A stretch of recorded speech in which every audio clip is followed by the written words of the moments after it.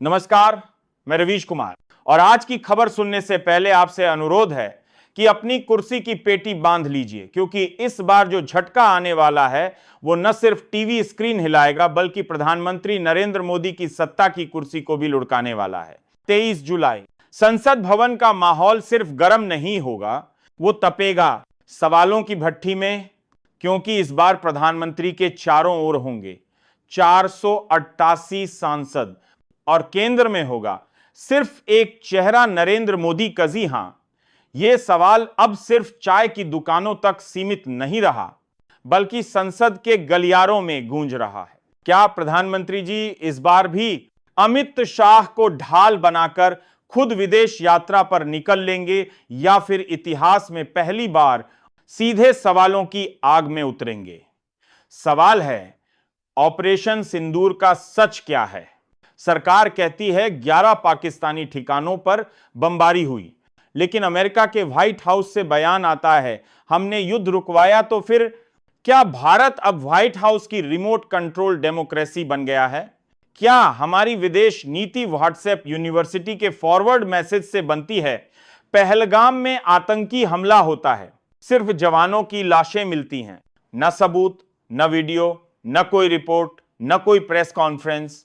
बस टीवी चैनलों पर हाई वोल्टेज नैरेटिव भारत ने बदला ले लिया, लेकिन सवाल पूछने वालों को ट्रोल आर्मी कहती है देशद्रोही। पाकिस्तान चले जाओ, अब जनता पूछ रही है क्या युद्ध सिर्फ दिखावा था? क्या यह सब 2024 के चुनाव से पहले देशभक्ति का लाइट एंड साउंड शो था?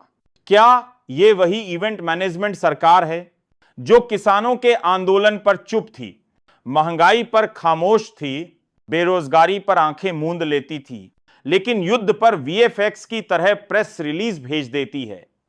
अब संसद में बहस होगी ऑपरेशन सिंदूर पर, पहलगाम हमले पर और अचानक उछाले गए जातिगत जनगणना कार्ड पर। जी हां दोस्तों, जब सवालों की बौछार होने लगी तो मोदी सरकार ने जाति का पत्ता फेंक दिया। ना डेटा है, ना बजट, ना टाइमलाइन, बस राजनीति की थाली पर जनगणना का झूठा पराठा परोस दिया गया। क्या यही है नया भारत कहा गया? देश की सुरक्षा के लिए युद्ध जरूरी था, लेकिन सीडीएस खुद संसद में कह रहे हैं हमारे हथियार पुराने हो चुके हैं।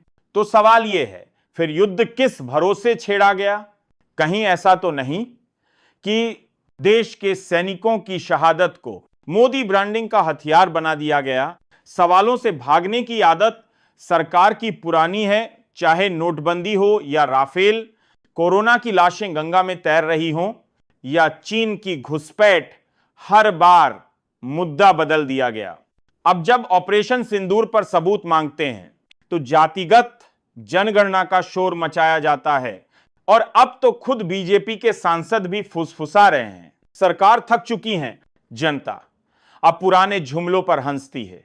जब 2024 में जनता ने बेरुखी दिखाई तब 2025 में युद्ध का कार्ड खेला गया, लेकिन इस बार विपक्ष भी तैयारी में है। 488 सांसदों की आवाज में दम है और देश अब मन की बात नहीं, काम की बात चाहता है। इसीलिए 23 जुलाई संसद भवन में मोदी की कुर्सी सिर्फ लकड़ी की नहीं होगी बल्कि सवालों की धार पर टिकी होगी।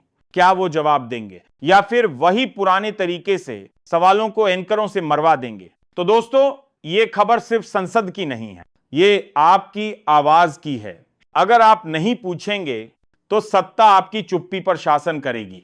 आज सवाल संसद में है, कल ये सवाल सड़कों पर उठेंगे और जो सरकार सिर्फ कैमरों के लिए काम करती है वो कैमरे बंद होते ही आपको भी बंद कर देती है। मैं था, हूं और रहूंगा सवाल पूछने वाला, आपका दोस्त रवीश कुमार। अगर आपको लगता है कि देश को सवाल पूछने वाले चाहिए तो चैनल को सब्सक्राइब कीजिए, वरना आने वाली पीढ़ियां सिर्फ झूठा देशभक्त बनेंगी, सच्चा नागरिक नहीं।